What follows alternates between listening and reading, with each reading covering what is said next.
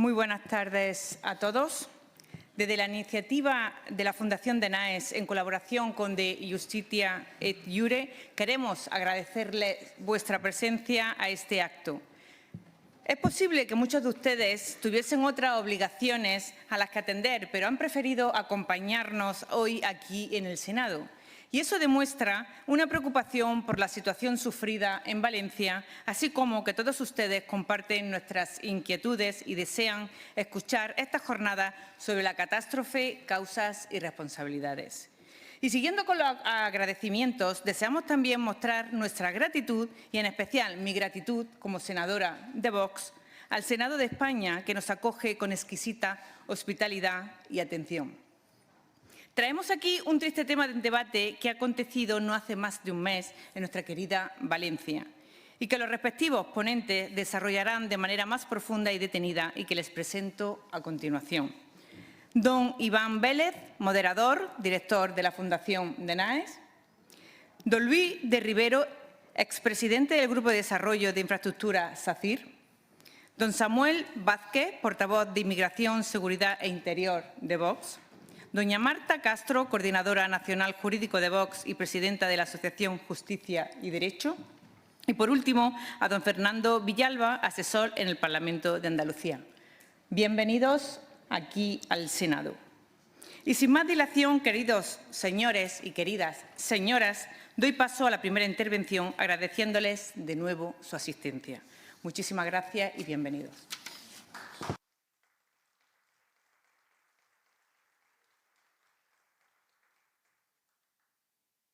Bueno, pues buenas tardes. Muchas gracias por la hospitalidad, por la presentación, por supuesto. Estamos muy contentos de, a pesar de la cantidad de actos que se celebran en Madrid a diario, que ya se sabe el dicho, ¿no? En Madrid a las 7 de la tarde o te dan una conferencia o la das tú, o viceversa, ¿no? Entonces, bueno, pues estamos ante un acto de la Fundación DENAES en colaboración con la asociación que preside Marta Castro, que es quien nos ha propiciado, hay que decirlo claramente, poder celebrar aquí, incluso la idea partió de ella, es de justicia decirlo, y creemos que estamos ante una sesión muy interesante por los variados enfoques que se van a tener respecto a la catástrofe de la gota fría sufrida en Valencia. ¿Qué ocurrió? ¿Qué respuestas se han dado? ¿Qué posibles soluciones? Y por eso hemos creo que he escogido una serie de personas que pueden darnos, ya digo, una serie de enfoques complementarios que nos hagan pues, entender mejor lo ocurrido y ver qué posibilidades hay para el futuro, teniendo muy en cuenta que respecto a lo ocurrido estamos asistiendo a una ceremonia de la confusión alentada por los dos partidos que se arrojan mutuamente las responsabilidades de lo ocurrido, ¿no? o al menos de la respuesta a lo ocurrido.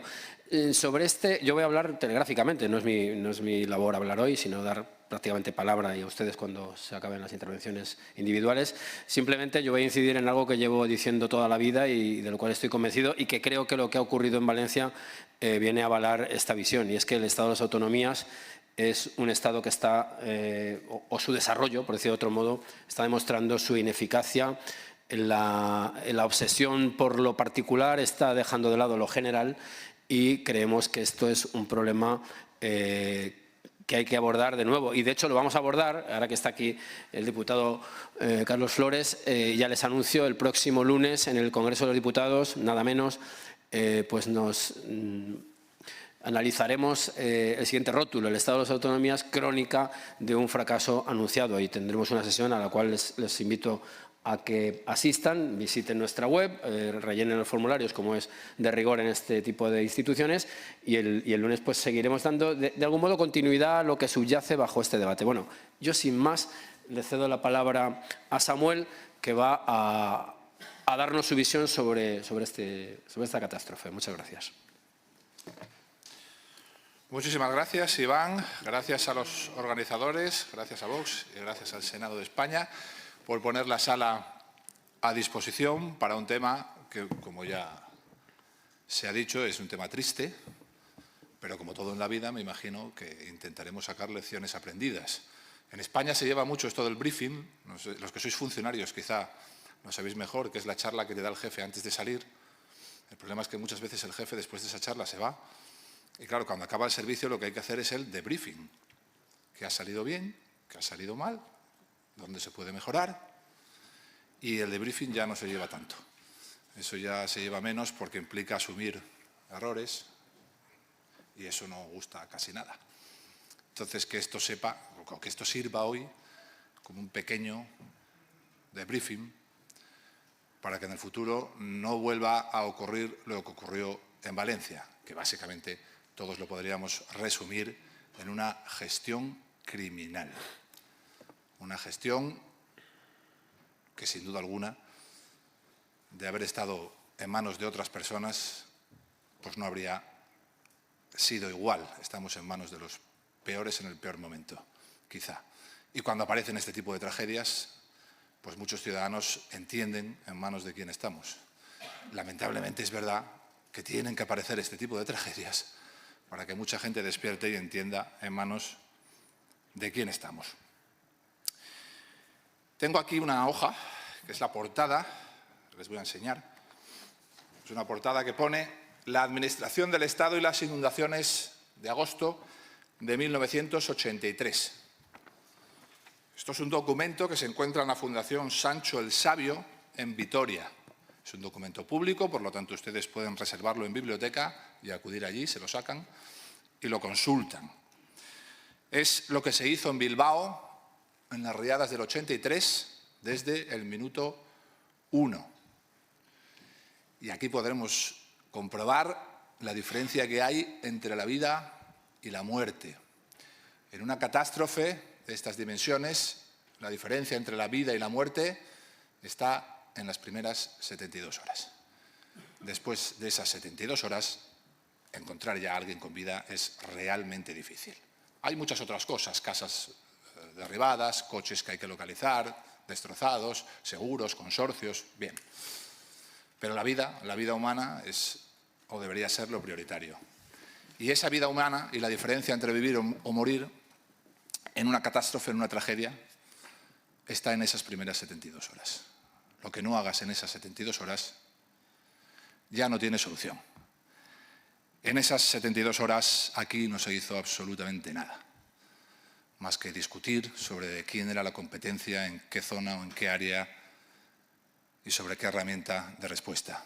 Discutir, reuniones de políticos sin profesionales con experiencia de campo, consejeros o consejeras de Interior que ni siquiera sabían de emergencias, que ni siquiera sabían que podían lanzar una alarma desde su móvil, 7, 8 políticos reuniéndose y tardando 1 hora en redactar lo que iba a ser el escrito que se iba a mandar a través de los móviles de alarma.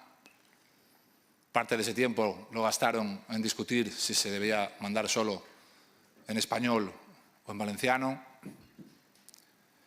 mientras la gente atrapada en los garajes moría. Abuelos, padres, niños morían. Durante esas primeras 48 horas seguro que hubo mucha gente que agonizó mucho tiempo. Mientras aquí, políticos y también meto cúspide de pirámide administrativa, es decir, también funcionarios de uniforme, escogidos por libre designación, haciendo el seguidismo político a esos políticos que los habían escogido. Y a pesar de que tenemos, porque los tenemos, cientos de profesionales con experiencia de campo, cientos de profesionales que sí habrían tomado decisiones en esos primeros momentos, no les llamaron, no aparecieron. Así que durante esas horas trágicas, ¿quién llegó allí? El Estado. O lo que queda del Estado, porque el Estado ya no existe. El Estado ya es el Gobierno. Todas las instituciones del Estado están copadas por miembros amigos del Gobierno. Por lo tanto, el Estado se identifica con el Gobierno y el Gobierno se identifica con el partido. Prácticamente el Estado es el partido. Entonces, mientras la gente moría, aquí discutían de quién era la competencia. 1983, Bilbao, 26 de agosto, 34 fallecidos hubo en total. En las primeras horas se desplegaron 26, hablo ahora del Ejército. El Ejército es la herramienta más útil, más eficaz, más eficiente, imprescindible en este tipo de tragedias. El Ejército es el que está acostumbrado a la guerra, a los escenarios de guerra. Y Valencia, durante las primeras 72 horas, era un escenario de guerra, incluido el saqueo y el pillaje. Y el Ejército, nadie como el Ejército, sabe desenvolverse en esos escenarios. Pero claro,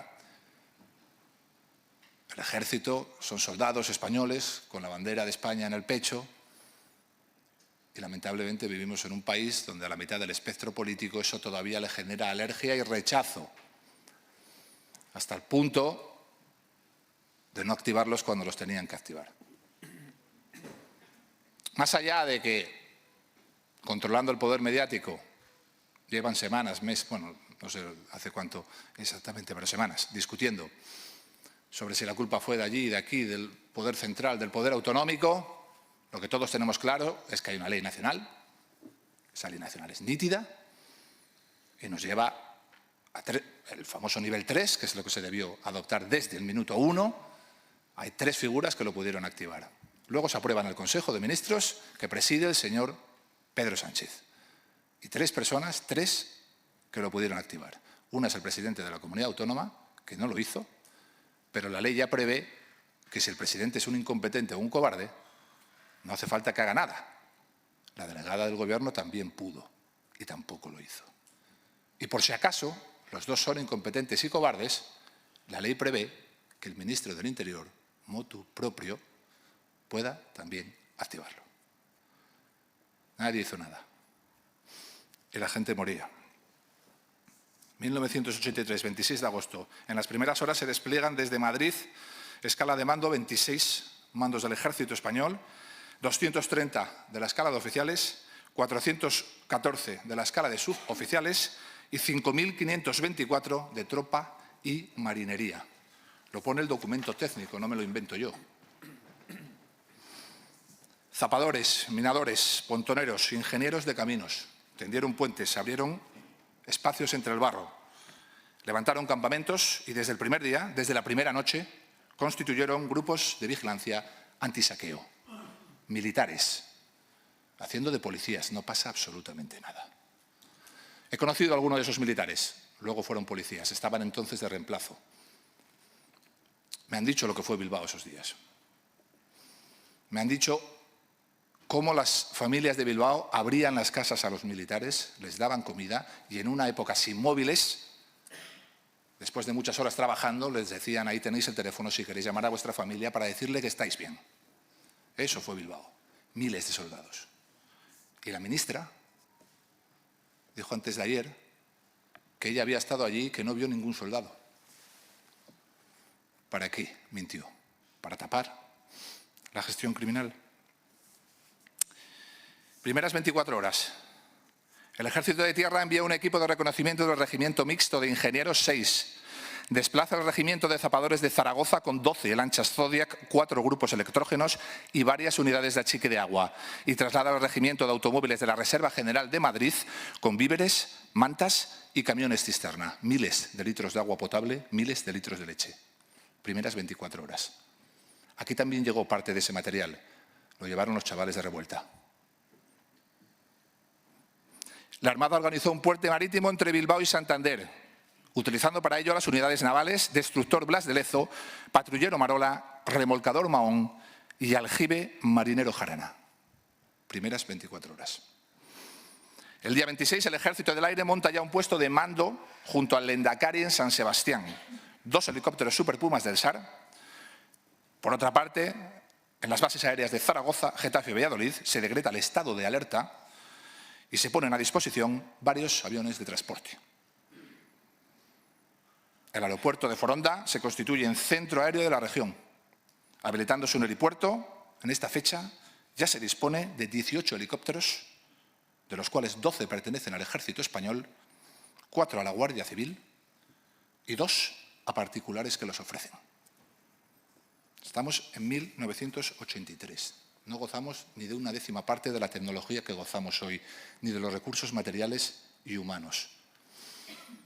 Lo que sí había era personas con un poco más de decencia al frente de las instituciones, que cuando vieron que se estaba jugando una batalla entre la vida y la muerte, decidieron no ponerse a discutir sobre competencias, decidieron no ponerse a discutir sobre el WhatsApp, sobre si el WhatsApp iba en valenciano o en español, decidieron ponerse a trabajar para salvar vidas.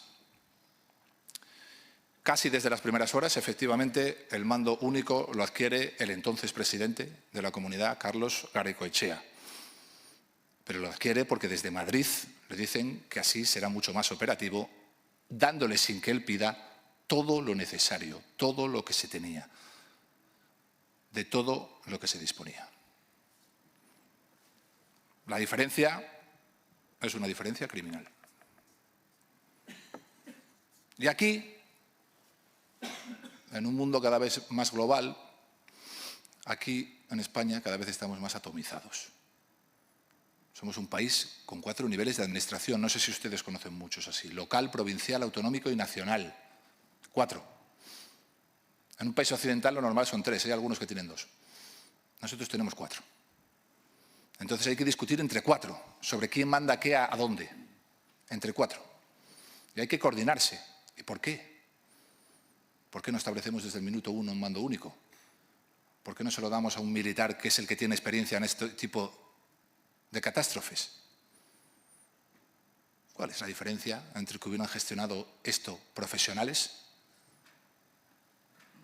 y la gestión que han hecho los políticos? Yo creo que abrumadora. Coordinación.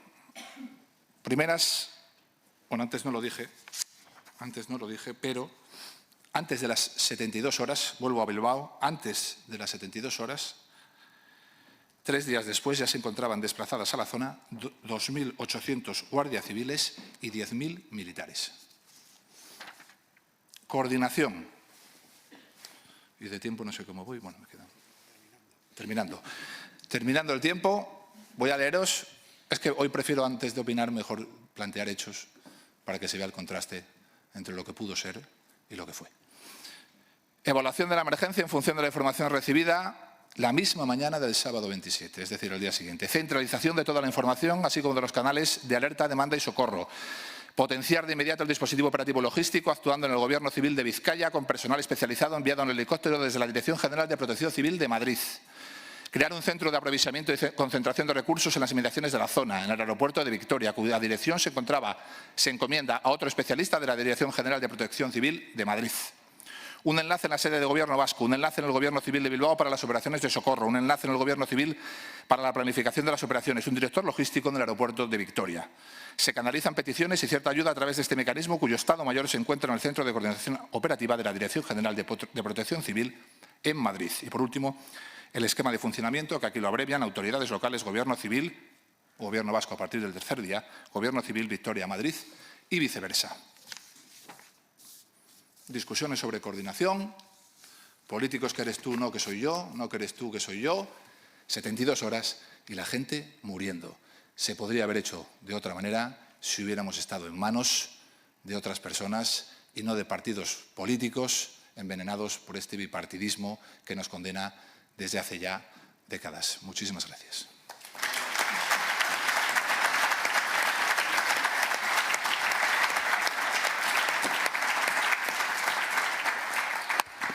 Muy bien, pues yo creo que muy oportuna esta comparación entre las dos respuestas a situaciones parecidas. Bueno, voy a darle la palabra ahora a Marta Castro, que bueno, le dará un sesgo lógicamente diferente, así que todo tuyo. Gracias, Iván. Gracias a los senadores de Vox y a Paloma, nuestra senadora de designación por Andalucía, por sus cariñosas palabras. Y gracias a los ponentes y a Iván también, a ti, que en el que también, como dice él, es de justicia, también tengo que agradecer su participación. Entonces, bueno, Iván ahí en representación de DNAES, y creo que la jornada ha sido, el tema era algo tan evidente y necesario que no puedo asumir ningún mérito, sino que era algo que todos queríamos hacer ese análisis. Pues metiéndome ya de fondo, justo en ese análisis, en el momento en el que preparaba esta intervención y a la vista y como he oído también a Samuel, es verdad que tiene el tinte jurídico, como ha dicho, lo da el calificativo, que no es exagerado ni político, ni mucho menos, sino es que es estrictamente técnico, es una gestión criminal. ¿Por qué podemos mantener, y puedo afirmar aquí desde el estrado y sin miedo a que me presenten ninguna querella el abogado del Estado, decir que es una gestión criminal? Pues precisamente porque los hechos que todos conocéis, porque todos hemos estado esos días pendientes de cada minuto que pasaba en televisión y de las noticias, y como nos ha relatado también Samuel, estábamos pendientes de todo lo que pasaba y hemos visto cómo se ha discurrido, cómo han discurrido, cómo ha sido, incluso podíamos casi palpar cómo se notaba la falta, la ausencia de aquellos que tenían que estar protegiendo a los ciudadanos, aquellos que han sido votados, que han sido elegidos para ostentar las más altas responsabilidades y estaban ausentes. No había nadie, y eso lo ha explicado muy bien Samuel. Desde el tinte jurídico, como digo, la gestión criminal, esos hechos, la obligación de los juristas es traspasarlo a una, en este caso, pues fácilmente ha sido a una querella y a un encaje en lo que se denominan los tipos penales. Ya sabéis que en este caso Vox, en el que me enorgullezco y para mí es un honor actuar en su nombre ante los tribunales, lo hemos hecho por muchos delitos que solamente por el nombre es lo que significan. No hay que investigar ni hacer grandes tratados para poder discernir qué es lo que quiere decir el tipo penal. Homicidio imprudente, imprudencia grave con resultado de lesiones, infracción muy grave del deber de cuidado. Y aquí añado, bueno, como tengo la chuleta de la querella, en concurso ideal con presuntos delitos pero me voy al nuclear. Delitos de omisión del deber de socorro, delito de prevaricación en la modalidad de comisión por omisión. Y además ponemos una coletilla que en estos casos, por la premura en la que las presentamos y los informes que esperamos, técnicos que esperamos que vayamos teniendo, que ponemos en estos casos y sin descartar otros que pudieran aflorar de la investigación y de los acontecimientos. Porque incluso el día que presentamos la querella no teníamos todos los datos y seguimos conociendo datos. Y será necesario unos análisis técnicos profundos, como decía Samuel, sobre cuál es la intervención de las personas, no solo de las que nos hemos querellado, sino la intervención de todas las personas que ostentaban cualquier responsabilidad. Y eso sería lo que haría cualquier Estado, y añado, me vais a escuchar mucho las palabras responsable, deber de cuidado, deber, responsabilidad, negligencia o responsabilidad. Por eso, lo que os decía al principio de cuando me preparaba, ¿a qué me llevaba esto? Más allá que contaros, que en realidad os lo he contado, creo que siempre acabo un poco en la zona que más conozco, que son los tipos penales, es la conexión de por qué esos tipos penales existen y por qué la querella va más allá de un tema estrictamente jurídico, y es lo que ha avanzado Samuel. Estos tipos penales del Código Penal lo que nos indican es para qué están estos tipos penales. Y la pregunta, y con lo que yo precisamente iba a empezar, aunque hemos pensado en nosotros, estamos exigiendo los ciudadanos la responsabilidad que se deben a nuestras instituciones cuando actúan frente a estos desafíos o frente a otros? ¿Son responsables? ¿Les estamos exigiendo esa responsabilidad? Porque ellos no la están asumiendo. Parece que las personas que están designadas para la responsabilidad se quedan con los laureles, pero no con los deberes. Y estas instituciones, esos cargos, cuando se habla de responsables, tiene un contenido muy importante, porque tienen derechos, sí, pero lo más importante es que tienen obligaciones. En estas obligaciones es donde el cuestionamiento, estas preguntas, son las que, además de qué pasó, cómo pasó y quién es el responsable, esas preguntas también se integra en el análisis que se va a hacer en el día de si esto se llega a juzgar. Y pongo si esto se llega a juzgar porque me temo que vamos a tener muchísimos impedimentos para lograrlo. Pero desde luego ya avanzo desde aquí que no nos van a flaquear ninguna fuerza en mantener y defender a los ciudadanos, precisamente cuando han sido ellos los que han salvado a nuestros compatriotas de lo que se avecinó esos días. Pues bien, esa exigencia a nuestros políticos y a los responsables, porque no solo son políticos, son también profesionales, en los que en otras circunstancias se les exige responsabilidad. En derecho también la responsabilidad de un médico sabemos dónde alcanza. La responsabilidad de un policía también, y hay sentencias que condenan, sentencias que absuelven, sentencias que analizan, la responsabilidad de un abogado, porque resulta que a pesar de que tenemos los códigos necesarios, la normativa necesaria, nuestros políticos son irresponsables de hecho. Eso es lo que tenemos que exigir y eso era el contenido y es el contenido básico de la querella. En la querella se ha analizado muchas, ya os digo que no solo unos hechos en los que, como ha quedado constatado, los primeros momentos nadie actuó, se analiza quiénes son los responsables por esa discusión competencial que ha sido una de las causas, y puedo decir con causa, porque la causa será la riada, pero hay que analizar ese momento y hay que analizar momentos anteriores. Todo ese margen de qué situación tenían y quién podía haber hecho algo para evitar que en el caso de que hubiese esas lluvias no se hubiese producido esa riada. En el caso de que ha habido que no se había hecho actos tan necesarios por técnicos que podían haber evitado esa riada, ¿quiénes eran los responsables de ellos? ¿Cuáles son las consecuencias que han tenido? Y, finalmente, esa responsabilidad, ¿cómo se examina?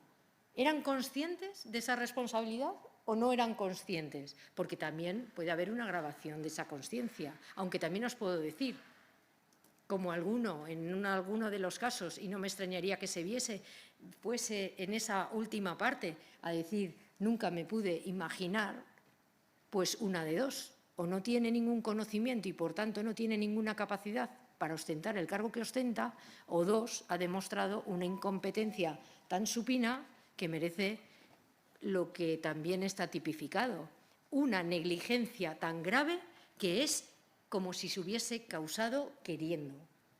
Añado dolo, para que, como además otros los juristas que están en la sala me entenderán. Pues bien, este es el marco, porque cuando hemos, además de la querella por encontrar la responsabilidad, lo que se está poniendo de relieve es el cuestionamiento, y me alegro de la jornada que va a hacer el lunes Iván, porque es el cuestionamiento en realidad de la capacidad del Estado, pero más de la capacidad del Estado, de la capacidad de los representantes del Estado que ostentan esas importantes responsabilidades.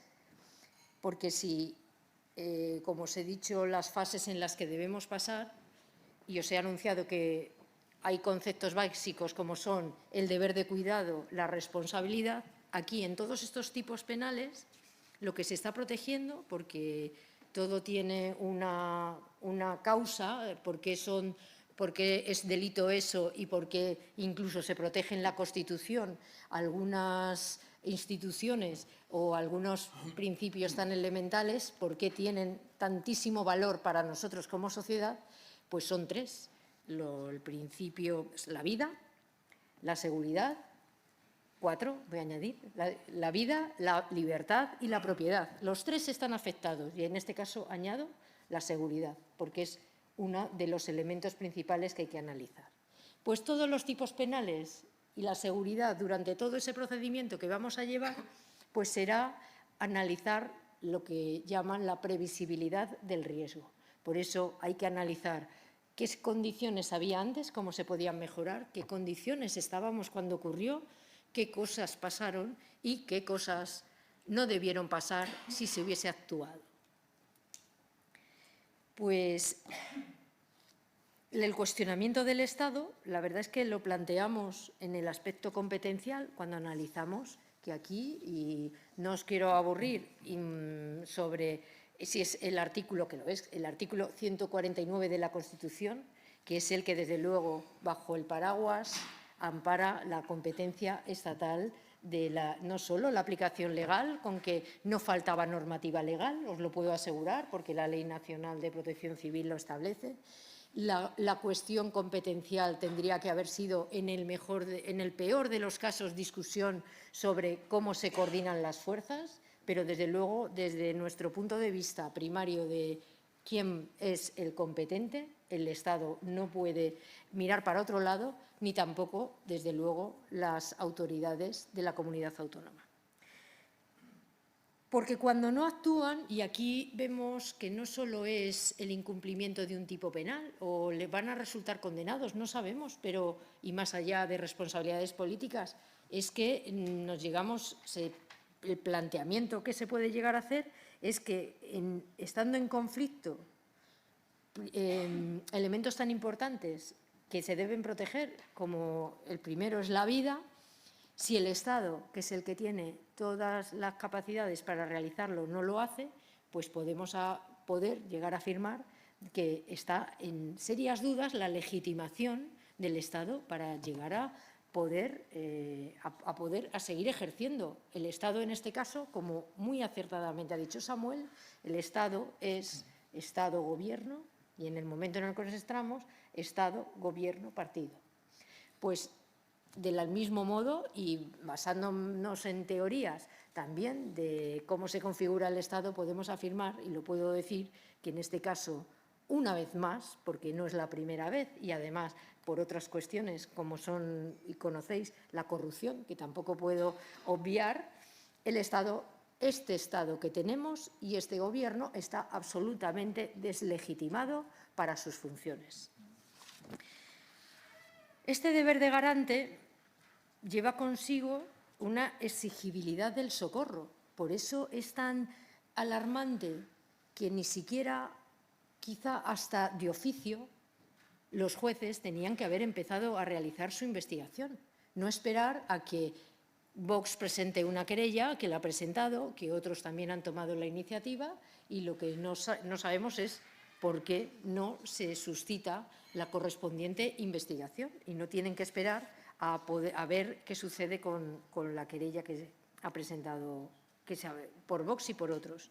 Pues bien, este deber de socorro lo ha entendido estupendamente precisamente la sociedad y todos los ciudadanos.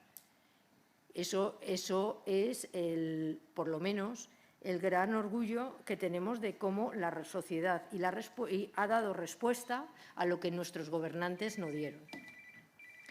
En estas situaciones de riesgo hay un matiz también muy importante para poder entender por qué podemos decir que la gestión es criminal. Hemos dicho que se analiza el riesgo, pero también hay que analizar la información que contaba cada uno para tomar esas decisiones. Incluso hasta los propios ciudadanos. Hay algunos incluso, porque escuché declaraciones en las que parece una derivada de responsabilidad a los ciudadanos que no hicieron caso de los avisos de alarma, que eso con la EMET avisó y mandaron unos WhatsApp en rojo y es culpa del ciudadano. O sea, pretenden excluir la responsabilidad, los gobernantes que tienen el deber, la obligación de cuidarnos a todos, derivar la responsabilidad al propio ciudadano porque sabían lo que tenían que hacer, pero la obligación no estaba en el ciudadano.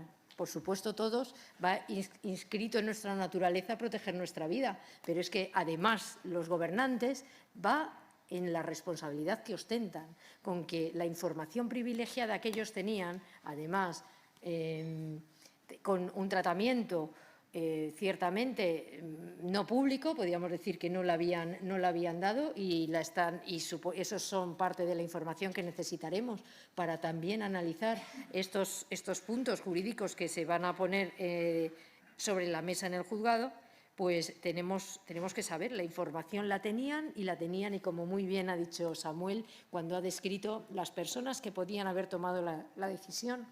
Pues bien, entre esas personas, esa información que era privilegiada la tenían los subdelegados del Gobierno, el Gobierno, la tenía el presidente de la comunidad autónoma y la tenían los responsables de las áreas, pues la ministra de Transición, la directora general de Protección Civil.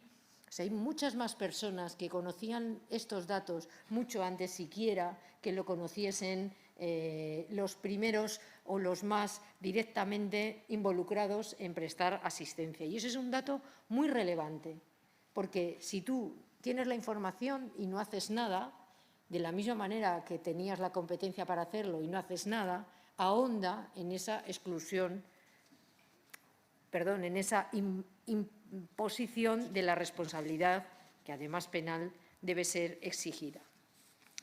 Porque el deber de cuidado lleva a conectarnos directamente, y no sé cómo voy de tiempo. Justo, voy cerrando, vale, porque si no tengo infinidad. O sea que, bueno, ese deber de cuidado, como veis, lo llevo, más que contaros, aquí tengo 3 o 4 folios sobre dónde estaban las competencias de uno, la colaboración, la coordinación. Creo que sería dejar reducido a tintes positivistas y demasiado normativos lo que en realidad tiene unas connotaciones éticas tan importantes que son las que os he querido manifestar. En esta, la querella, además del encaje que por supuesto tiene respecto a hechos y respecto a análisis, los propios tipos penales nos llevan a analizar consideraciones éticas tan importantes precisamente como son el deber de colaboración, el deber de auxilio, la respuesta ciudadana, la responsabilidad y los deberes, el deber que lleva implícito las responsabilidades que instituciones tenían. Así, pues ya voy a hacer uso del comodín, como dice Iván, y como creo que además las demás partes van a ser tan interesantes que aportarán justo de lo que yo estoy acabando de hablar, que es que cómo precisamente esos deberes de prudencia, de previsión y de compromiso que tienen que tener nuestros gobernantes, los que lo tuvieron fueron todos los ciudadanos y todos aquellos que acudieron a la ayuda. Así que resumo en una frase lo que yo os he querido transmitir con esto, y que precisamente es que la incapacidad que se ha demostrado ante la crisis o ante una catástrofe natural como la que hemos padecido todos los españoles, porque aunque no hayamos estado allí, Valencia y otras partes de Valencia lo hemos sufrido todos los españoles, pues debilita los cimientos de nuestra sociedad, de la misma manera que un gobierno que no atiende sus responsabilidades, bien sea estatal, bien sea autonómico, o incluso podría decir, aunque este no es el caso municipal, por las competencias, desatiende también sus obligaciones de gobernabilidad, no está legitimado para continuar en el poder. Con esto acabo. Gracias.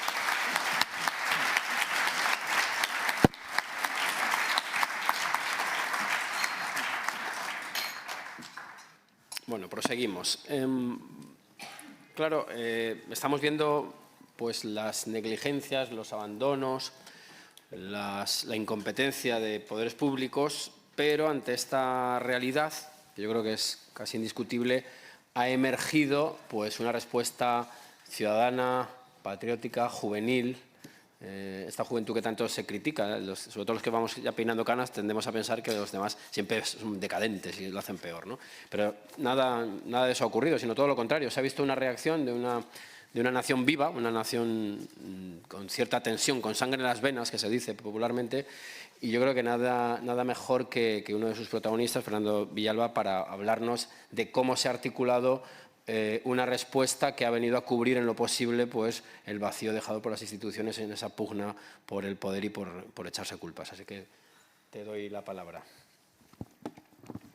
Buenas tardes. Muchas gracias a los organizadores, a quienes habéis venido y a quienes comparten conmigo mesa. Como ha dicho bien Paloma, soy asesor en el Parlamento de Cataluña, pero no vengo aquí por mi condición de tal, sino por mi condición de joven. Tristemente para ustedes les he de decir que no soy la voz más autorizada para hablar de ello, sino que precisamente pues, aquí tenemos a Elsa, participó más activamente en la organización pues, de la campaña para Valencia, de la campaña previa y de la campaña de acción allí. Y realmente hay voces como, yo sé, Elsa, Jaime, Santi, Pablo, el mismo España Bola en Madrid o en Barcelona, hay nombres que no me quiero olvidar de ellos, como Santi, Abel, María o Eric, que realmente son voces totalmente autorizadas para hablar de esto hoy aquí. Pero bueno, muy a su pesar, estoy aquí yo. Pues como decía, muchas gracias por estar aquí. Y yo quiero destacar ante todo la demostración de cuándo y cómo son las consecuencias de cuando una persona actúa por el valor de la nación y cuando actúa por el valor del Estado. Precisamente la Dana y la respuesta que la nación ha expresado contra ella ha sido un ejemplo más de la deriva del sistema de España. Un sistema que nos vendieron como garantía, un sistema social, democrático, de derecho, que nos vendieron como garantía, pero que se ha demostrado como el mayor enemigo de los españoles. Esta deriva ha evidenciado una vez más que el bipartidismo creía que acabar con las instituciones, que corromperlas, todas aquellas que ha podido, era suficiente para acabar con España. Pero esto, la realidad, es que no ha sido así. Porque ellos creen que España es única y exclusivamente un Estado, pero se ha demostrado que España va mucho más allá y que España es la nación, es la historia colectiva, la identidad. Y es eso lo que nos ha llevado a muchos jóvenes, muchos sin saberlo y otros sabiéndolo, a salir a las calles, a ir a Valencia a ayudar. Es esa precisamente la nación. Ningún joven, ningún español, con independencia de la edad, cogió su coche o consiguió un camión y se fue a Valencia por un sistema, por un conjunto de leyes, ni por nada. Sino salió por la nación. Una vez más, como digo, la respuesta ha venido de la nación, no del Estado. Yo considero, como decía, que hemos de comenzar a diferenciarlo, además, de verdad, cuando las consecuencias lo demuestran perfectamente, cuando alguien cuando alguien trabaja por la nación y cuando alguien lo hace por el Estado. Estoy repitiendo mucho estos dos términos, pero creo que es clave porque creo que es el origen del problema que nos ha traído hasta aquí y creo que es el error en el que el bipartidismo se ha incardinado y en el que yo creo que les ha quedado demostrado que España no estaba muerta, sino dormida. El autonomismo ha destrozado España. El autonomismo ha destrozado España y la Dana ha sido una gran expresión de ello. Tristemente, ojalá el autonomismo hubiera tenido un éxito abrumador, y todos podríamos hoy celebrar que el autonomismo, que el reparto competencial ha tenido un éxito y nos ha provocado que los españoles de Valencia hubieran tenido una respuesta rápida por parte del Estado. Pero la realidad, una vez más, nos da la razón y nos ha demostrado que no es así. Nosotros decimos, y lo estoy repitiendo todo el rato, que los patriotas actuamos en defensa de la nación. ¿Qué significa? He puesto 5 puntos. ¿Qué fondo queremos decir cuando decimos esto? La condición de español no se limita a un derecho. La patria no entiende de fronteras internas, sino de sentimientos cercanos. El sentimiento de pertenencia y el honor, que siempre ha sido motivo de burla por parte del bipartidismo, no es motivo de burla, sino un motor de voluntades nacionales. La patria es refugio para el necesitado y un incentivo para el que no necesita. Y por último, y yo creo que esto es clave, hemos de entender que la condición de español, más allá de toda la serie de derechos que nos garantiza, es una responsabilidad. Es una responsabilidad social, una responsabilidad afectiva y una responsabilidad, evidentemente, nacional. Hay un tuit del diputado nacional Carlos Hernández que lo resume perfectamente y yo no lo hubiese dicho mejor. Dice: las banderas salvan vidas, la conciencia nacional salva vidas, el sentimiento de pertenencia salva vidas, la identidad colectiva salva vidas. Y es que esto, que duele mucho a la izquierda, que duele mucho a toda esta gente que cree que España es única y exclusivamente un Estado, ha quedado totalmente demostrado. Una vez hablado de esto a modo introductorio, y creo que además, si ustedes quieren saber cómo se organizó la ayuda aquí desde Madrid, les invito de verdad luego a hablar con Elsa, pero ¿qué encontraron los españoles de todo lugar que fueron a Valencia? Encontraron necesidad, encontraron miseria, encontraron abandono y no encontraron, evidentemente, a ninguna ONG que no hacía más que pedir dinero por las redes sociales y en todos los medios de comunicación. Yo que tuve el honor, no puedo decir la suerte, sino el honor de sentirme responsable y de ir a Valencia a ayudar, puedo decirles que lo que se vio allí no es comparable a lo que se vio por televisión. Y no digo a lo que se vio por televisión de aquellas televisiones que ocultaban lo que pasaba, sino de lo que veíamos de los periodistas, incluso de aquellos que son libres. Una vez se estaba allí, se demostraba que la realidad era muy diferente. Y es que realmente había gente que llegaba y se daba cuenta de que los valencianos no tenían nada. Decía Samuel, muy acertadamente, que el Estado los 3 primeros días no hizo nada, pero sí lo hizo la nación. Aquí en Madrid ya se estaban organizando para organizar camiones, para organizar recogidas, y en Barcelona pues intentamos seguir la estela de lo que hacían a menor medida, pero intentamos seguir su estela. Pero lo que decía es que realmente los valencianos, realmente los españoles que fueron allí a ayudar, se dieron cuenta de que el Estado social, democrático, de derecho, no había dado ninguna solución y sí le había dado un cambio los españoles. Valencianos, como digo, cuyo refugio era la nación y su salvación los voluntarios que se movían por esta. Hay que tener en cuenta, y lo digo, pues no puedo decir con alegría, sino con entusiasmo, que esta ha sido la primera oportunidad de muchos jóvenes españoles de militar, sin saberlo, de meterse en un bus de revuelta, de meterse en un coche con 4 amigos sin formar parte de ninguna asociación e irse a Valencia a ayudar. Ellos, sin saberlo, también formaban parte de este sentimiento patriótico que nos mueve a todos y que ellos, sin saberlos, también les movía. Es la primera ocasión de sentirse militante en una organización, que yo creo que es la juventud, que es la esencia de la juventud. Sin militancia, sin sentirse partícipe de algo, sin sentirse que nuestra juventud la estamos dando a un bien mayor, los jóvenes no tenemos nada. Y en un contexto como el actual, en que a mi generación le ha tocado ser herederos de aquello que decía Bauman, una sociedad líquida en la que los valores no existen, en la que no existe nada eterno y todo es efímero, pues nos hemos dado cuenta de que realmente lo material sí es efímero, pero los valores eternos, como el sentimiento de pertenencia, como la patria, como la nación, esto sí que pervive, y esto es lo que a muchos, sin saberlo, también les mueve a ayudarlo. Nos ha quedado demostrado que el espíritu juvenil necesita algo, necesita una causa, necesita algo por lo que moverse. Y yo creo que nuestra responsabilidad, y su responsabilidad también, permítanme derivarles la responsabilidad, es darles esa causa, es hacerles partícipe de algo, hacerles partícipe de que realmente España es posible sacarla adelante. Y los jóvenes, evidentemente, no debemos pretender que nos regalen nada, sino aprovechar esas oportunidades y luchar para salvar España. Creo que de toda la tristeza que ha derivado de la Dana, pues también tenemos un mensaje de esperanza, ¿no? Se ha visto que la nación española pues aún existía, se ha visto que la nación española pervive, se ha visto que la nación española en los momentos más difíciles es cuando está presente.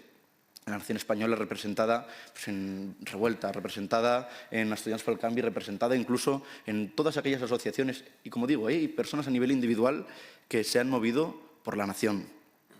Hemos tenido, y lo digo tristemente, que soportar a gente en redes sociales acusándonos de hacer nuestra la causa de Valencia.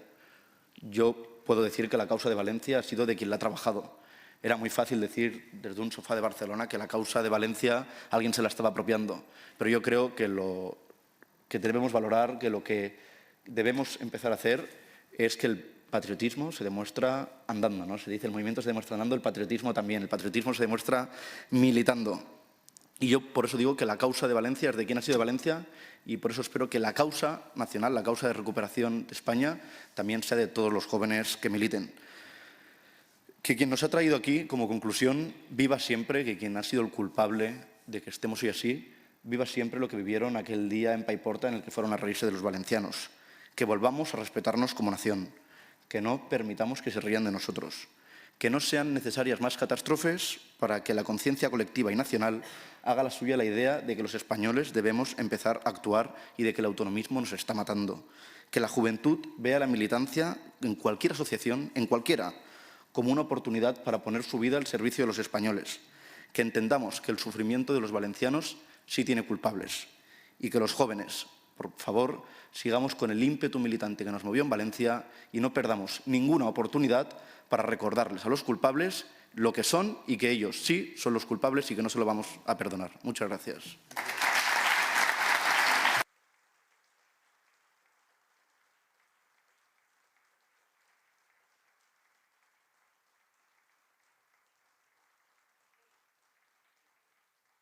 Bravo, muy bien. Muy bien. Bueno, pues después de este impetuoso discurso del joven Villalba, vamos a pasarle la palabra a Luis del Rivero, que va a darnos una visión, no me gusta la palabra, no diré tecnocrática, pero sí de algún modo técnico, ¿no?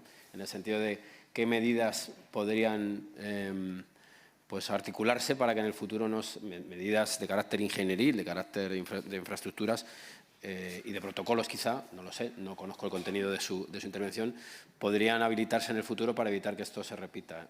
Una vez acabada su intervención, abriremos un breve turno de palabras en el que voy a ser, como siempre, exigir que sean preguntas concretas, no conferencias adicionales, y respuestas también, por supuesto, para que todo el mundo pueda hablar o el mayor número de gente. Así que, Luis, tienes la palabra. Gracias. Bueno, buenas tardes. Ante todo, pues agradecer principalmente a DENAES y a la Asociación Justicia y Derecho, y luego a Vox y, por supuesto, al Senado y a la senadora de Vox aquí presente, pues esta invitación a charlar un poquito sobre este tema que nos trae aquí, que es la catástrofe, causas y responsables. Bien, pues, ¿cuáles son las causas? Pues para eso yo lo primero que diría es, cuando uno tiene una enfermedad de corazón, quiere que le opere un cardiólogo experto en el corazón. Pues si vamos sustituyendo y llegamos a que pretendemos que nos operen, primero pues podría ser una enfermera o un médico de otra especialidad, luego una enfermera y quizá luego un auxiliar, pues eso es lo que está pasando en España con un sector concreto que son los ingenieros de caminos. Los ingenieros de caminos llevan durante muchos años, desde 1830, pues estudiando la hidrología, la hidráulica, las obras hidráulicas y tal, pero en los últimos, ¿cuáles son las causas? Vamos a entrar. Pues en los últimos años, en los últimos 40 años y fundamentalmente en los últimos 30 años, pues han visto que se consideraba que las obras era un tema franquista y que, por lo tanto, pues había que entrar otras profesiones, sean biólogos, sean ecologistas de diferente ámbito y tal, ¿no?, en los tratamientos que hay que dar a ciertas cuestiones. Y entonces la ignorancia ha ido penetrando en esta cuestión. Si a eso unimos que simultáneamente en España se ha sufrido en esos años una transformación de un Estado unitario a un ensayo, como es el Estado autonómico, un ensayo que ni tan siquiera en la Segunda República se llevó a efecto, porque hubo la Cataluña, el País Vasco llegó prácticamente en el año 36, en julio, llegó, vamos, de hecho no estuvo ni en Guipúzcoa ni en, porque no dio tiempo a estar. Y, por supuesto, en Galicia ni comenzó, ¿no? Bien, pues entonces aquí nos hemos juntado al mismo tiempo con el experimento del Estado autonómico, que no voy a repetir lo que ya han dicho los anteriores expositores, puesto que es evidente que lo único que ha hecho ha sido entorpecer clarísimamente el funcionamiento, sobre todo cuando se necesita un mando único y claro, que además en este caso pues es evidente no solo lo que estaba pasando en Valencia, sino que estaba pasando también en Castilla-La Mancha y en Andalucía, lo cual ya de por sí no requiere la intervención del Estado central, vamos, del Gobierno central, eso es evidente, ¿no? Y encima, además, pues vemos qué cosas se dicen de Mazón y, sin embargo, el presidente de Castilla-La Mancha, que hubo 7 muertos, que son menos que 220, pero son importantes, pues nadie le ocurre hablar del señor Paje. Pero yo voy a las causas. Las causas son que en los últimos 40, pero sobre todo 30 años, ha penetrado la idea de la nueva cultura del agua. La nueva cultura del agua ha ido penetrando en el PP y en el PSOE, y por supuesto en Podemos.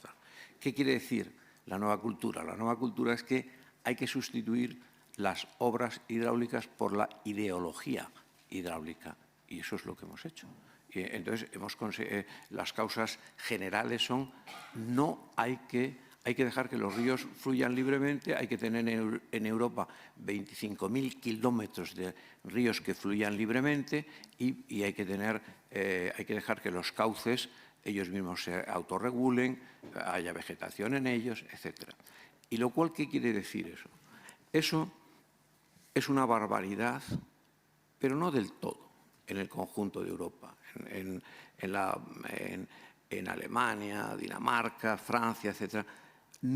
Pero lo que los políticos españoles no han hecho es buscar la excepcionalidad de ciertas zonas de España, porque un río como el Danubio tiene una pendiente que es 15, 20 veces inferior a los ríos mediterráneos. Luego, entonces, toda la vertiente mediterránea tiene que tener un tratamiento especial respecto a la generalidad de Europa. No se puede transponer una directiva europea y ponerla porque sí, exactamente como está en Europa, sino que tienes que justificar por qué es distinta y por qué es diferente.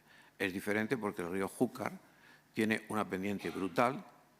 Júcar quiere decir el terrible. O sea, ese río ya está. Tiene que saberse que que toda la provincia de Valencia, y también Castellón, pues es lo que se llama una llanura de inundación. Es que en tiempos geológicos se han ido depositando esas llanuras, y esas llanuras, pues evidentemente quiere decir que cada 25 años hay una inundación bestial en algún sitio.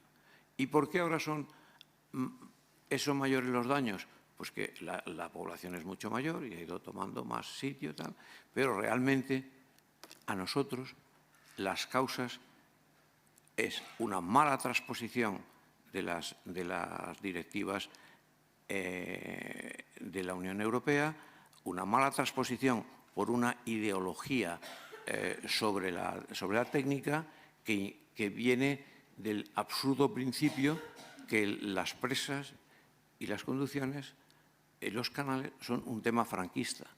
Bueno, pues yo no sé si es franquista o no, pero hoy hemos podido tener en una foto satelital del día siguiente de los hechos, o sea, del día 30 de octubre, en el cual se ve hecho las cosas con conocimiento y con técnica.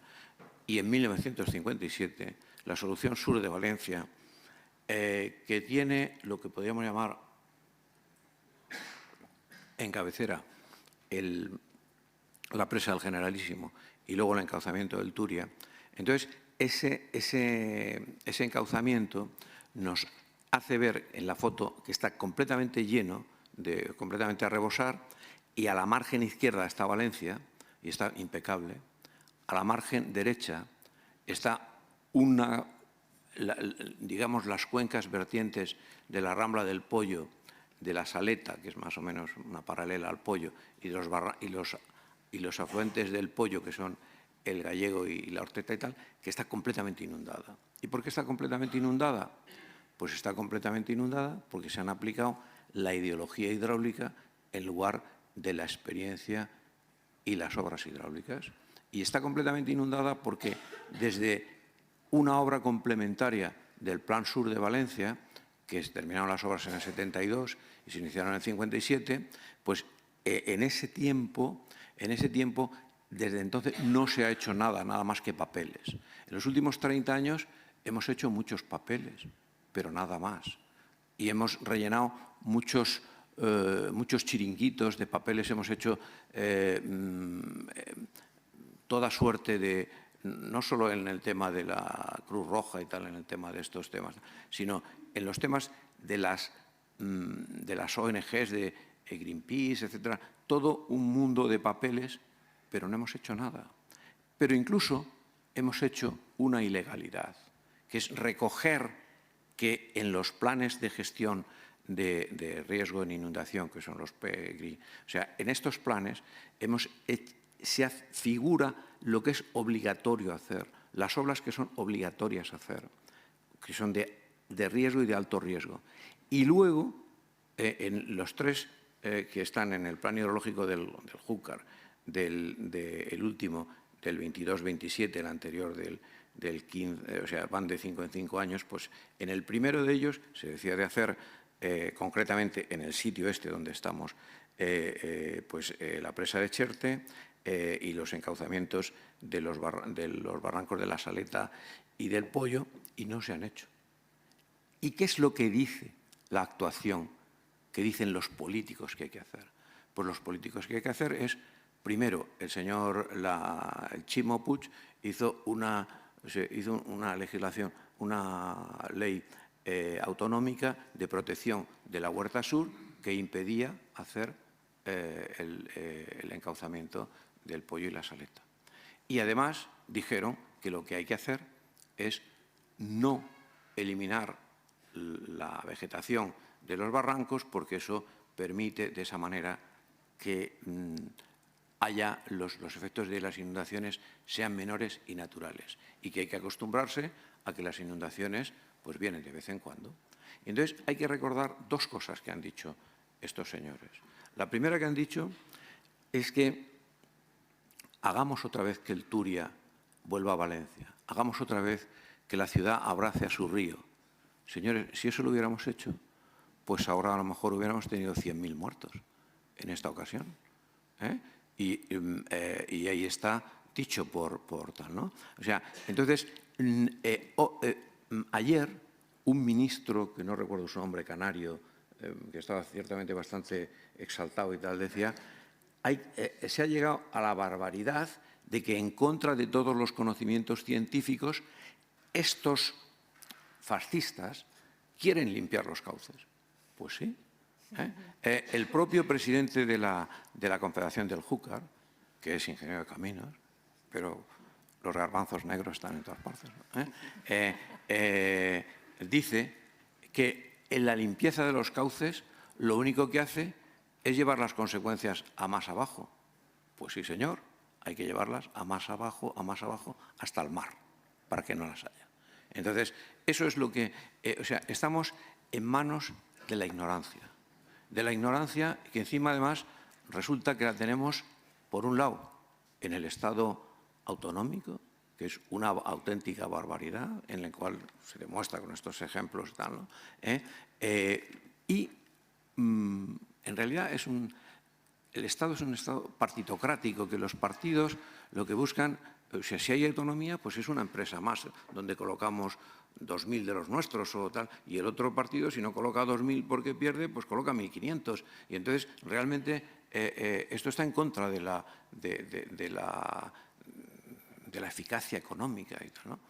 Es verdad que ahora a lo mejor podremos pronto ver qué es lo que hace Elon Musk en la reducción de los costes en la administración de Estados Unidos y tener más armas para convencerles. Pero realmente las causas son la sustitución de la inteligencia por la ignorancia, por la demagogia, la inteligencia, o sea, el apartar a toda persona que tenga conocimientos y que sepa hacer las cosas bien y poner políticos hasta los más bajos niveles. Entonces nos encontramos con que cuando yo, por ejemplo, terminé la carrera, el ministro tenía como director general de carreteras a Balaguer Canfuis, que era el catedrático de la única escuela que había de ingenieros de caminos, que era el que más sabía de carreteras. O sea, debajo del ministro estaba el que más sabía de carreteras.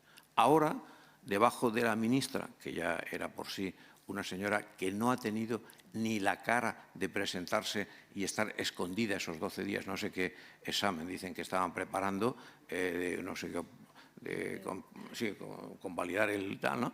Pero también el presidente del Júcar también está desaparecido, no se sabe dónde está.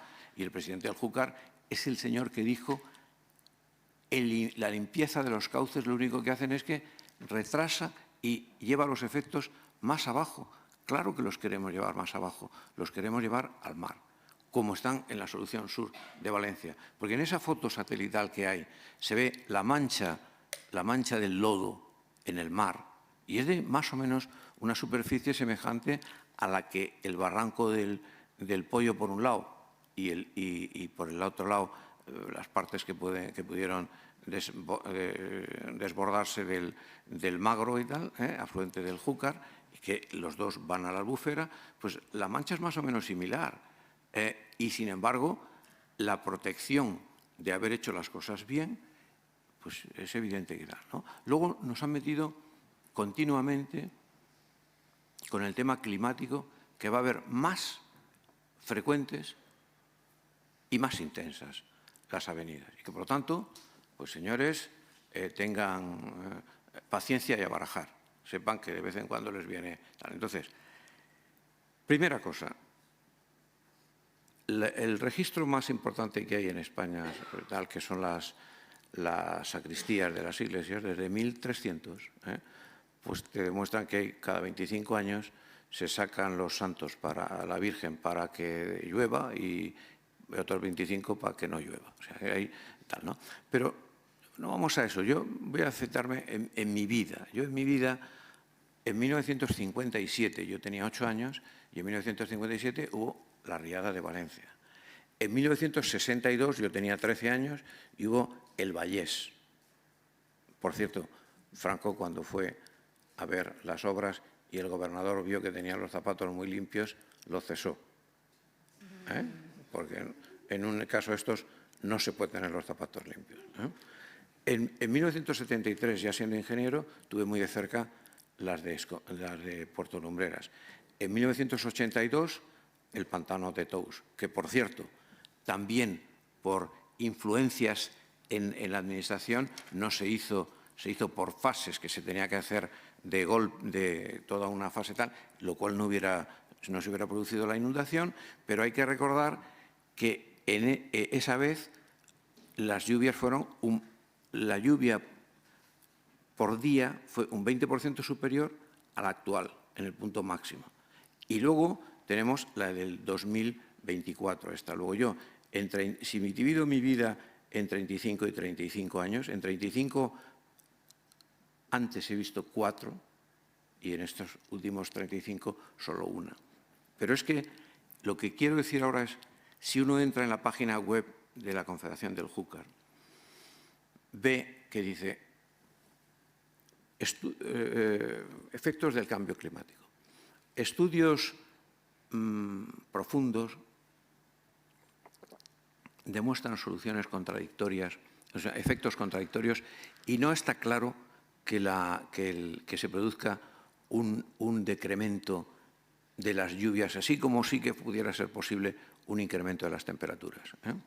Por lo tanto, como pudiera ser, lo que tenemos que hacer es aplicar los principios que ellos tienen previamente pensados del efecto climático, que tienes que las riadas van a ser más frecuentes y de mayor intensidad. O sea, ellos mismos en la página web del Júcar dicen no hay constancia del cambio climático que produzca ni más ni menos lluvias, no hay constancia con los estudios que se tienen, pero sin embargo apliquemos los conceptos que por supuesto muy probablemente vayan a desaparecer a partir del 20 de enero del año que viene en muchos sitios y paulatinamente en todos, ¿no? Entonces, realmente las causas son la penetración de la ignorancia y el Estado autonómico. Si ahora venimos a cuáles son las causas concretas de este punto, porque aquí voy a hacer un pequeño paréntesis. Señores, las probabilidades de que vuelva a haber en el pollo una gota fría pues son ahora más pequeñas, ¿no? Ahora, sin embargo, a lo mejor van a ser en el Carraiset, que es lo mismo que el pollo, pero en la parte norte de Valencia. Y entonces hay que actuar en todos lo que está, en todas las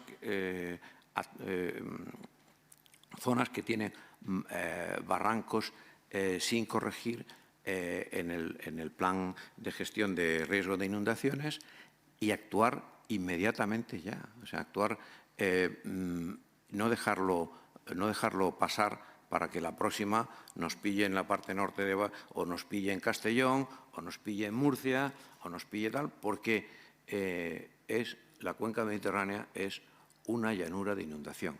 Y en esa llanura de inundación continuamente están pasando. Y lo que hay que hacer es tener las presas de laminación y los canales de evacuación, como puede ser la solución sur de Valencia o el encauzamiento del barranco del Pollo cuando se haga, etcétera, ¿no? O el encauzamiento del río Segura, que ese sí que está encauzado desde la contraparada a Guardamar, pero está que si hay una dana en este momento causaría un desastre tremendo porque está completamente relleno de cañas, y por lo tanto, además, estas cañas tienen un efecto realmente perjudicial, que es que se han producido el derribo de 35 puentes en esta. ¿Por qué se han producido 35 puentes? ¿Se hacen ahora peor los puentes que antes? No. Los puentes siempre se han hecho para cargas verticales, ¿no? Entonces, en este momento, la no limpieza de los cauces lo que hace es que arrastra cantidad de arbustos y cuando llega a un puente se paran en los ojos del puente y lo que hace es un empuje lateral y no están preparados para ese empuje lateral. Pero no solo eso, sino que ese empuje lateral, o sea, el agua va creciendo hasta que la fuerza es suficiente para tumbar lateralmente el puente, que no está hecho para eso, sino está hecho para cargas verticales, y además se produce una pequeña ruptura de una presa y una y otra 35 veces, con lo cual los efectos sobre la población han sido muchísimo mayores que los que hay, ¿no? Entonces, en síntesis, las causas son haber sustituido la ingeniería por la ideología, esas son las causas. Los responsables están muy claros, son los que metieron la sustitución de la ideología, metieron a la ideología sustituyendo a la ingeniería, y esos tienen nombres muy concretos. Son todos los ministros desde hace 30 años de Obras Públicas, bueno, como se han ido llamando, y concretamente esta última, y han ido increciendo, y la última, pues es evidente que quizás solo sea superada por la que viene ahora, por la actual, ¿no? Entonces, lo que sí que está claro es que esos responsables, donde ha habido 230 muertos en España, pues es evidente que son una imprudencia temeraria clarísima, y cuando se aplica la ingeniería al agua, entonces el agua se convierte en riqueza y en vida. Cuando se aplica la ideología, se convierte en pobreza y en destrucción y desolación. Y esas son las cosas que tenemos que nosotros realmente...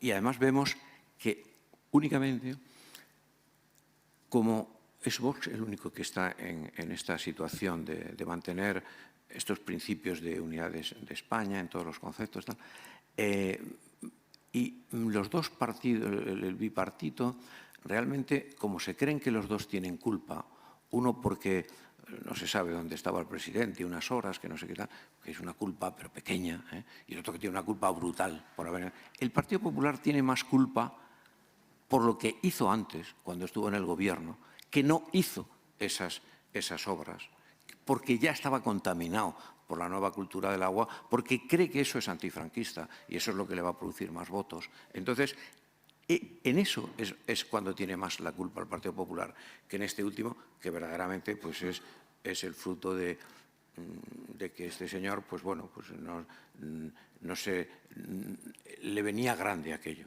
le venía grande, pero no actuó con la malicia de los otros, que lo hicieron a sabiendas de que le metían en un tinglao para ver si lo tal, y luego no llevaron al ejército, que yo creo que a quien hay que llevar, no, para ciertas cosas sí es el ejército, ¿no? Pero para otras cosas, en esto, si uno quiere resolver la cosa rápidamente, lo que tiene que hacer es dividir las zonas en 8 o 10 tal, coger y por trabajos de emergencia a las 8 o 10 primeras empresas de España de construcción, que son las primeras del mundo, darles, que son las que pueden manejar el 100% de la maquinaria que hay en España, el 100%, porque son las que, mediante sus contratistas y tal, y eso, en 14 días quiero que esté todo como los chorros del oro. Y como os paséis un duro en el trabajo por administración, no volvéis a contratar en la puta vida. O sea, y eso lo entienden de perfecto. Y eso tal. Y no es el ejército. El ejército es para otras cosas. El ejército sí que puede evitar el pillaje, los constructores no pueden evitar el pillaje, sí que puede llevar alimentación, apoyo moral, psicológico, medicinas. Es necesario movilizar lo que está allí y esa presencia tal. Pero lo que hay que hacer es haber movilizado a las 8 o 10 primeras empresas de España y en este momento no habría, estarían todas las carreteras, calles limpias, reparadas, todo absolutamente hecho. Y además no necesitan el dinero, porque ellos van al banco, piden un préstamo y cuando los fondos se habiliten del Estado, pues ya se los pagarán dentro de 8 meses, 10 meses, tal. Traxa no es suficiente. Traxa es una pseudoempresa. Y luego cuando se dice Traxatec y Teco, no es el momento de los proyectos, es el momento de la acción. Nosotros ya sabemos lo que tenemos que hacer. Hace 30 años que estamos haciendo papeles y hace 30 años que no hacemos obras. Y lo que hay que hacer son obras, acción y tal. Y entonces, ¿por qué se oponían a que fuera el ejército los soportes de este gobierno? Porque ellos, que los soldados españoles con la bandera española fueran vitoreados en los pueblos donde casi todos esos pueblos es Compromís quien tiene los alcaldes. Eso les revienta, prefieren que se ahoguen antes que tal, ¿no? O sea, y entonces eso es por lo que le han dicho, como lleves al ejército, mañana empiezas. Pero el ejército, la solución para esto son los constructores. El ejército es muy importante tenerlo allí, tenerlo para esas cosas que he dicho, el pillaje, las medicinas, los alimentos, el apoyo moral a la gente. Al constructor no le vas a pedir que lleve la alimentación y que tal, pero a los constructores sí que les tienes que pedir, señoritos, las carreteritas todas las quiero como los chorros del oro, ¿eh? Y la limpieza de los saneamientos, o sea, que están atorados por tal, todas esas cosas se tienen que hacer. Pero ¿eso cómo se hace? Con un Estado central, con un mando. ¿Qué es lo que hay aquí? Pues eso que nos han contado antes. Si el WhatsApp lo ponemos en valenciano o lo ponemos en castellano o en español. Hombre, por favor. O sea, bueno, hablando de esto, solamente me haré una disgregación tal, ¿no? O sea, en Baleares en este momento, ¿qué es lo que está pasando con el idioma? El idioma es que el Partido Popular está haciendo que no se hable ni mallorquín, ni menorquín, ni vicenco, que es lo que allí se hablaba. Y está siendo sustituido por el catalán de la Pompeu Fabra, prohibiendo el mallorquín, el menorquín y el ibicenco. Entonces, eso es lo que estamos sustituyendo, un hipotético unificación única del español y castellano por uno del catalán en lo que ellos llaman los països catalans, ¿no? Entonces, es mucho peor que lo que se podía haber pensado en el mayor de los casos. En los tiempos de Franco nadie pensó sustituir el ibicenco en Ibiza, ni en el propio ejército. Los soldados hablaban en mallorquín si eran de Manacor, si eran tal, y los oficiales, pues si eran de Mallorca o estaban casados con mallorquinas, tal, se hablaba en mallorquín, ¿eh? O sea, y nadie se preocupaba de ese asunto ni nada. Ahora se procura, o sea, ahora a los niños se les impide que estudien en mallorquín, en menorquín y en ibicenco. Entonces, pero bueno, eso no nos saca del tema, ¿no? O sea, el tema es, las causas son la sustitución de la ingeniería por la ignorancia, sobrepuesto con el tema de las autonomías y con el tema de que los políticos españoles que van a Europa es un cementerio de elefantes donde van a cobrar, no sé si cobran 12.000 euros al mes y creo que si repiten pues tienen una jubilación de por vida y entonces no defienden que las características de España son distintas y necesitan dentro de esas directivas unas variaciones que se permitan. Pues claro que hay que limpiar, claro que hay que tocar las obras, claro que hay que hacer obras civiles. ¿Qué hacemos en Holanda entonces? Quitamos los polders y hacemos que se inunde el 60% de los Países Bajos, ¿no? O sea, entonces, lo que es bueno para el Rin no es bueno para el Júcar, ni es bueno para el Segura, ni es bueno para el Turia. Tiene que tener su excepción. Igual que, por ejemplo, otro tema muy puesto en el momento tal, ¿no? Que es el tema del mantenimiento de la buena calidad cualitativa de los acuíferos de Europa en el año 27, te dice que no puedes tener más de 25 milímetros, de 25 partes por millón de NO3, porque los acuíferos europeos, se supone por el tema del cambio climático que va a haber menos agua y que para abastecimiento de agua se va a perforar en esos acuíferos. Pero bueno, en la costa mediterránea española, si pasara eso, de donde se está bebiendo el agua son de las desaladoras, son de desalación, no impide eso. Pero eso les da pie a atacar a las macrogranjas, a la agricultura, a toda la mecánica, que es lo que nosotros tenemos, primero movido por Podemos, luego asumido por el PSOE y luego por el PP. Es decir, destruyamos todo aquello que crea riqueza. ¿Que crea riqueza los motores diésel porque somos los primeros tal? A por ellos. ¿Que crea riqueza el turismo? A por él. ¿Que España es el primer exportador de carne porcina, no productor, que es la China? A por ellos. ¿Que la riqueza agrícola del Levante es tal? A por ella. ¿Que nos la podemos cargar entrando en un sitio, en Mercosur, donde tal? Pues entremos. O sea, ¿por qué? Porque eso, unos son arrastrar porque se creen que es ser progre, los otros porque creen que lo suyo es tener los sitios como Venezuela y Cuba y tal, donde pues en Cuba no hay azúcar, en Venezuela no hay gasolina, siendo el primer país que tiene petróleo tal, ¿no? Entonces, ese sistema es lo que a ellos les va. Entonces, ¿qué se ha sustituido? Pues las obras por informes, por papeles y más papeles, y 35 millones de euros gastando en dar a... Ya lo dijo Errejón, creemos chiringuitos para colocarnos nosotros cuando perdamos el poder, sigamos con los chiringuitos. Y eso es clientelismo puro. Entonces, realmente yo creo que las causas son esas, los responsables son los que han admitido que eso haya sido así, los responsables en una riada, me niego a decir Dana porque es el nombre de un meteorólogo español, tal, en ningún país, en Alemania, Francia, se dirá Dana porque es el apellido de un meteorólogo que le han querido poner tal, es una gota fría, ¿no? Entonces, yo creo que en una gota fría hay dos causas de destrucción. Una primera causa de destrucción es no tener las obras que se tienen que tener, y eso produce destrucción física, pero no produce muertes. Las muertes es el no avisar, y el no avisar ha fallado aquí también, que depende claramente del Gobierno central, la EMET tiene que avisar con 72 horas, y lo puede hacer, y no se han producido avisos de ese tipo, ¿eh? Y entonces, estos señores que cuando han causado estos muertos porque no han querido hacer las obras que tenían ellos puestas como obligación en su página web del Júcar, no las han hecho porque eso es lo que le habían hecho los técnicos que tenían que hacer, y luego decían las acciones de los políticos, no limpiar los cauces y mantener el río en el mayor estado natural. Es decir, no hacer las obras,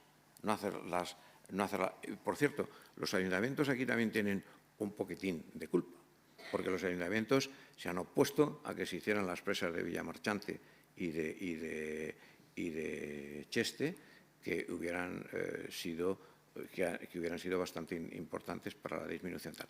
Pero la comunicación a la gente, o sea, en la huerta de Murcia, por decir una cosa, desde hace 200 años, ¿no?, tenían caracolas los huertanos, para si venía el agua, a 100 kilómetros más arriba, soplaban las caracolas del mar para que esas caracolas dieran el sonido y llegara el sonido para que la gente se fuera a los sitios altos. Entonces, pues eso, no estamos en el tiempo de las caracolas, estamos en el tiempo de que el SAID te da en tiempo real los caudales que están teniendo, te da en tiempo real las lluvias que está habiendo y los caudales que está. Y no se ha comunicado. No se ha comunicado y se han estado preocupados de si Forata, el estribo izquierdo le iba a soportar, no iba a soportar, y ni tan siquiera han hecho una buena laminación. O sea, los señores de la Confederación del Júcar tienen que ser responsables de tal y, por supuesto, sus jefes. Y una cosa final. El mando, o el poder central, está procurando que los colegios de ingenieros, que la SEPREM, que los tal, hagan comunicados que digan, bueno, claro, es que con el cambio climático estas cosas no se podían prever, cada vez viene tal, no sé qué. ¿Por qué están haciendo eso?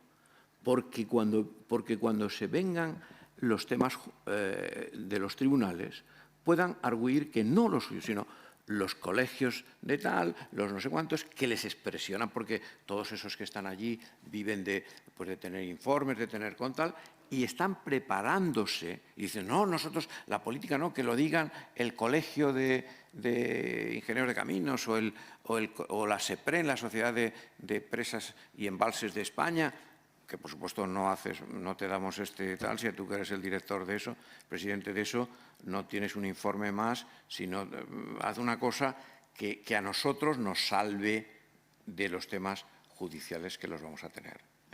Y entonces eso hay que movilizar, que ingenieros jubilados, que no dependen de nadie y saben, movilicen y hagan comunicaciones para que se puedan tener los argumentos de expertos entendidos, porque ellos saben que la tienen hecha y saben y están jugando con los medios y con además informaciones de estos colegios profesionales o lo que sea. Bueno, y como estoy pasado de tiempo, pues hasta luego.